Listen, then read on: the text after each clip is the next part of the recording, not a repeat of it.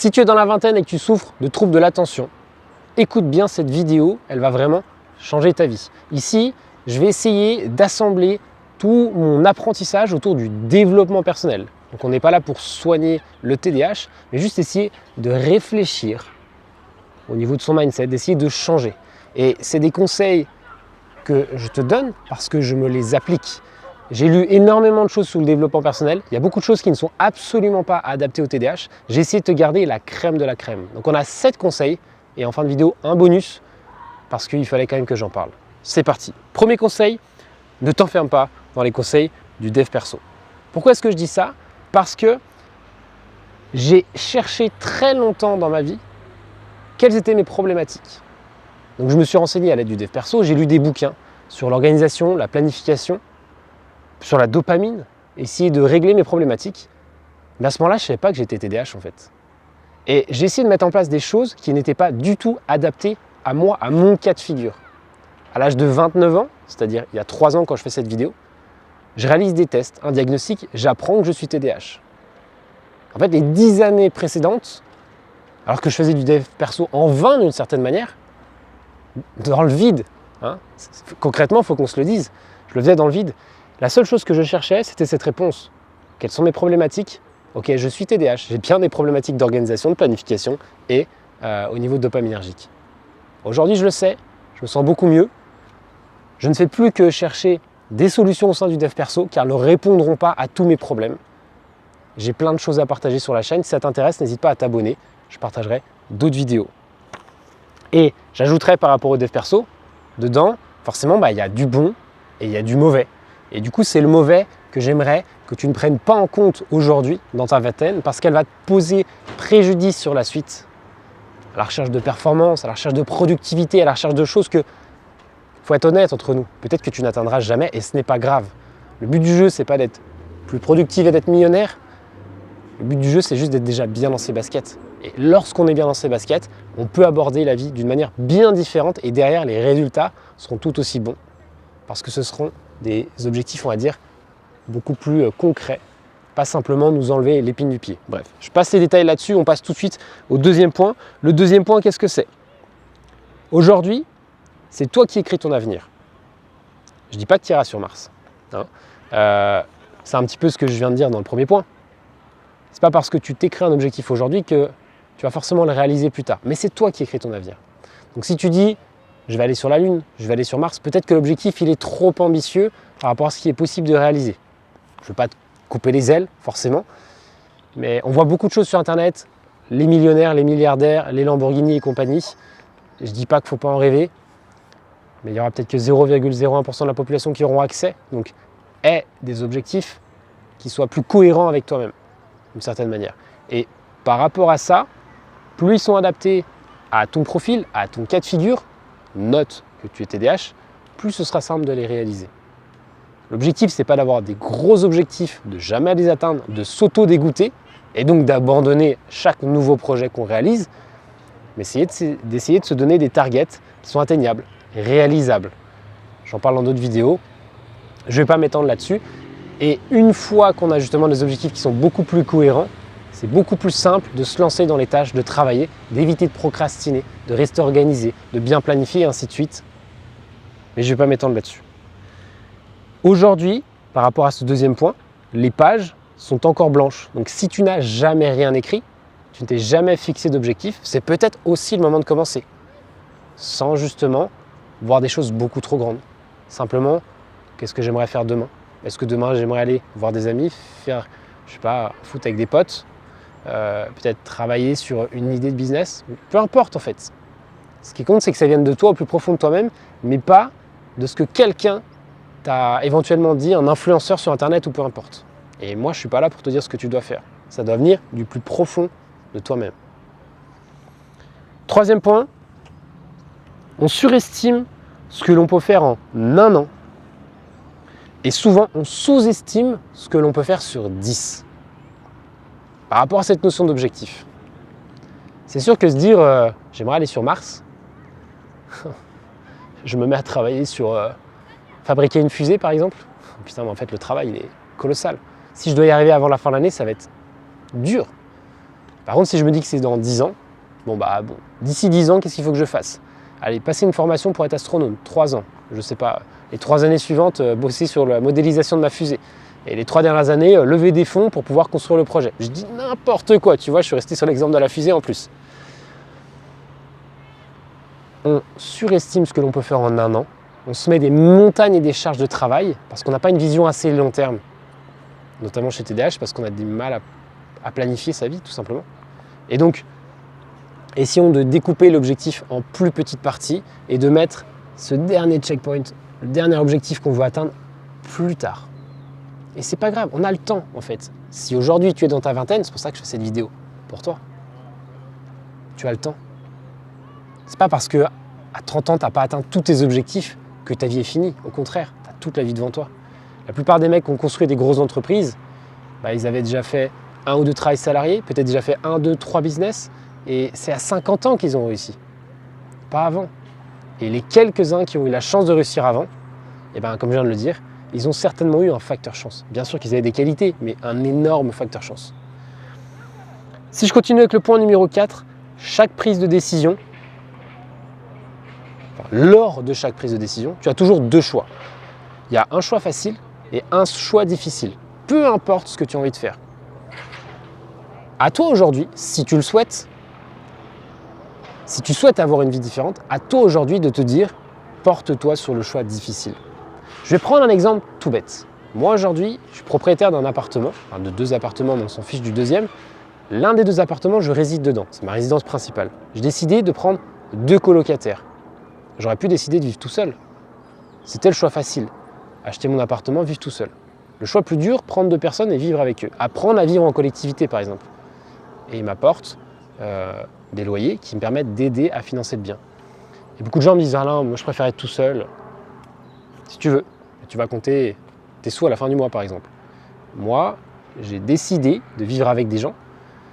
Économiquement, c'est plus simple, mais au quotidien, il faut que je m'adapte. Il faut que je m'adapte avec cette situation. Peut-être pour l'instant, de ne pas avoir de copine et des enfants par exemple.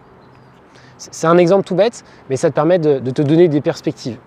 À chaque fois que je prends une décision, j'essaye justement de me dire, si j'ai 2, 3, 4 choix, d'essayer de tendre vers l'un des choix qui est le plus dur. Et plus je m'habitue à faire ça, plus je vais justement vers la notion d'effort. Dernier exemple par rapport à ça, je viens de choisir il y a un roulement au niveau des colocataires. Eh bien, j'ai le choix entre plusieurs personnes. J'ai fait 7 visites. Dans l'une des 7 visites, il y a une personne qui parle anglais. Elle vient des États-Unis. Et moi, je ne sais pas parler anglais. Et je me suis dit, putain, en fait, c'est une opportunité. Une opportunité de me dire, ouais, ça va être dur, je vais devoir parler anglais avec elle. Ça va être dur de communiquer. Mais j'y vais parce que j'ai envie de porter le challenge. Bref.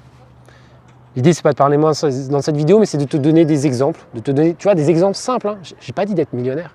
J'ai pas dit de changer de travail en 90 jours. Peu importe. Juste des petites étapes. Et je me construis. Et c'est comme ça que je me sens bien. Je me sens beaucoup mieux comme ça qu'il y a certaines années où j'avais des objectifs qui n'étaient pas du tout cohérents avec mes possibilités. 5e point, le plus souvent, il vaut mieux agir vite et se tromper, puis corriger par la suite, que de ne pas du tout agir. Tu pourrais très bien te dire, par rapport à cette notion de choix, en fait, je ne sais pas ce que je vais choisir. Donc je ne prends pas de décision. Est-ce qu'il vaut mieux que je change de travail tout de suite, que je prenne une formation, ou que, je ne sais pas, j'aille faire encore autre chose, me mettre au chômage, je dis n'importe quoi. Je ne sais pas quoi choisir, donc je reste dans ma situation actuelle. 1 an, 2 ans, 3 ans passent, les années passent, et en fait, il n'y a rien qui change. Parfois, il vaut mieux prendre une décision, passer à l'action rapidement, et se dire, c'est pas grave, on pourra corriger plus tard. Alors attention, je ne t'invite pas à quitter ton travail comme ça du jour au lendemain, ça va certainement te poser de gros problèmes. Commence déjà par des petites prises de décision. Est-ce que je dois choisir entre le jus de pomme ou le Coca-Cola? Hop, tout de suite, jus de pomme. C'est peut-être meilleur que le Coca-Cola. Et après, tu fais la même chose avec jus de pomme Perrier, peut-être. Perrier, il n'y a pas de sucre, je dis n'importe quoi. L'eau et le Perrier. Dans l'eau, il n'y a pas de bulle. Je pars sur du n'importe quoi, mais tu vois un petit peu où est-ce que je veux en venir. On va partir sur le 6e point. Non, et juste pour finir sur le 5e point, l'idée c'est de se dire que, par rapport à ça, ça va limiter la procrastination. Ça va te limiter le fait que tu ne passes pas à l'action. Plus tu vas t'entraîner à décider vite, d'agir vite, déjà plus tu vas apprendre, parce que plus tu vas réaliser de choses dans ta vie, et en plus tu vas limiter ce temps d'attente avant de réaliser, donc on appelle la procrastination. Je vais donc sur le 6e point. N'essaye pas d'agir sur ce que tu ne peux pas contrôler. Dans la vie, il y a des choses qu'on peut contrôler, des choses qu'on ne peut pas contrôler. Dans la vie, il y a des choses qui nous entourent, on a un environnement extérieur qui, d'une certaine manière, parfois peut agir sur nous. Par exemple, mon collègue, non pas mon collègue, mon patron, le patron de mon entreprise, alors que je suis salarié, je dis ça de manière générale, vient et elle se met à crier sur les équipes parce que les équipes n'ont pas bien travaillé. Est-ce que je dois prendre les mots du patron pour moi, personnellement? Le patron m'a parlé à moi. Non, il a parlé à l'équipe. Est-ce que j'ai besoin, moi, de me remuer le ventre, de monter en émotion, de monter en colère, alors qu'il a parlé à tout le monde? Non, je ne peux pas contrôler les agissements de mes collègues dans l'équipe. Je ne peux pas contrôler la façon dont le patron m'a parlé. La seule chose que je peux contrôler éventuellement, c'est peut-être de réfléchir à mieux faire mon travail, à aider mon équipe, pour que le patron n'ait plus forcément à crier. C'est une perspective. Donc chaque situation qu'on a devant nous, la regarder en prenant du recul, ne pas réagir sous l'émotion, et se dire qu'est-ce que je peux faire? Est-ce que je peux contrôler ce qui se passe ou pas? Je vais te donner un autre exemple, un accident de voiture. C'est quelqu'un qui m'est rentré dedans. Je ne pouvais pas contrôler la vitesse de cette personne. Moi, j'étais à la bonne vitesse, je respectais les limitations, les panneaux de signalisation sur la route. Bon, j'ai un accident, c'est pas de ma faute. Oui, c'est peut-être de la sienne, mais ça sert à rien de râler parce que de toute façon, c'est fait, l'accident est réalisé. À l'inverse, par exemple, si jamais j'ai eu un accident, alors que j'ai cédé le passage, je n'ai pas cédé le passage à la voiture qui peut-être roulait un peu trop vite, je pouvais contrôler le cédé de passage. Et au moment où je n'ai pas respecté ce cédé de passage, j'ai une part de responsabilité dans la situation. Là, éventuellement, peut-être que je peux m'en vouloir. Et en fait, quand tu prends toutes les situations que l'on vit dans notre vie, et que tu vraiment prends du recul sur toutes ces situations-là, tu vas te rendre compte qu'il y a beaucoup de situations sur lesquelles tu n'as aucun contrôle. C'est pas de ta faute. Je dis pas que c'est la faute des autres. Attention, ne remettons pas en cause la faute sur les autres. Juste, tu ne pouvais pas contrôler. Donc, on se détend. On laisse faire les choses. Et on essaie de trouver une solution pour que cette chose ne se reproduise pas. Pour essayer d'améliorer la situation, pour corriger, je ne sais pas si s'est passé quelque chose de mal. Bref. Je passe au 7e point. Tu es le seul responsable. Ça, c'est quelque chose qui m'a beaucoup impacté, que j'ai eu du mal à accepter au début. Tu es le seul responsable de ta vie. Et je souligne, ne cherche pas d'excuses. Ne cherche pas d'excuses, par exemple, à travers le TDAH, à travers les autres. Tu es responsable de ta vie. Quand tu prends une décision, c'est toi qui l'as prise. Et je le dis de manière posée. Je ne le dis pas comme étant une personne paternaliste. Et tu es un enfant, tu dois prendre tes responsabilités. Non. Prends du recul sur chaque situation et dis-toi que si tu es dans la situation dans laquelle tu es aujourd'hui, c'est certainement que toi, tu as une part de responsabilité. Si tu pouvais contrôler la situation, tu es certainement responsable de ce qui t'arrive. Quelqu'un qui a une maladie, un cancer, très probablement, c'est parce qu'en amont, elle n'a pas fait de sport, elle n'avait pas un bon sommeil, elle avait certainement mal mangé. Et voilà. Je ne veux pas incriminer qui que ce soit pour quelque sujet que ce soit, mais c'est une réalité. Ne pas incriminer son TDAH. C'est pas parce qu'on a un TDAH que on a le droit d'être mal poli avec les autres, par exemple, de profiter de cette situation. Je suis responsable de moi-même. Oui, j'ai un TDAH, ça me cause des difficultés. Mais je reste dans le respect. Je reste, par exemple, poli. J'évite de me servir de ça comme une excuse pour mes difficultés quotidiennes. J'ai un TDAH, donc je dois peut-être plus dormir que les autres pour être moins irritable. Donc je fais le travail nécessaire pour me retrouver dans les meilleures conditions, pour être bien avec moi-même dans mes baskets, comme je disais au tout début de la vidéo, pour que par la suite, avec mon environnement extérieur, je me sente bien et que mon environnement extérieur partage avec moi des choses positives. J'ai parlé d'un bonus tout à l'heure. En fait, le bonus, il est très simple. Je vais t'inviter à prendre soin de toi. On ne le répétera jamais assez. Les médecins le disent quand on fait des consultations. Peut-être que tes parents te l'ont déjà dit. Prends soin de toi, de qui tu es. Sommeil, sport, alimentation et récupération. Beaucoup trop souvent sous-estimé. Lorsqu'on a des sportifs de haut niveau, quelque chose qui va conditionner la performance, c'est la récupération. Alors, prendre une semaine de vacances toutes les 2 semaines, c'est peut-être trop de récupération, on est d'accord. Mais peu importe, un jour off dans la semaine, peut-être au sein de la journée, de faire des siestes, de faire des pauses méditatives, de faire la cohérence cardiaque, prendre le temps de se régénérer pour pouvoir avoir l'esprit clair et continuer d'avancer dans sa journée de manière apaisée. Aujourd'hui, on est tous pareils, on a tous un seul corps, une seule vie. Et lorsqu'on est TDAH, on a plus de risques, plus de dangers de se retrouver dans des situations d'addiction, d'accidents de la route, que ce soit d'accidents dans le sport. Moi, je fais des pratiques à risque, par exemple, des sports extrêmes. Je me pète tout le temps des trucs. Moi-même, je me porte encore les conseils que je te donne là. Il faut qu'on prenne soin de nous si on veut rester en bonne forme le plus longtemps possible et pouvoir kiffer la vie. Et c'est tout à fait possible. Il suffit simplement de l'anticiper, d'y réfléchir. Dis-moi dans les commentaires ce que tu as pensé de ces 7 points, ce petit bonus. Je ne suis pas là pour te dire ce que tu dois faire dans ta vie. Je suis là pour essayer de t'aiguiller, d'essayer de te parler de ce que tu ne devrais pas faire, suivre certains conseils.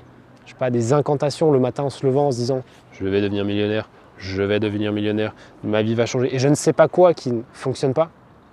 Je suis là pour essayer de te partager des choses qui ont vraiment marché pour moi. Dis-moi dans les commentaires si toi tu as déjà essayé ce genre de principe, si tu les suis aujourd'hui, si tu en as d'autres à partager à éventuellement d'autres TDAH. C'était Val, on se retrouvera bientôt pour une prochaine journée. Ciao!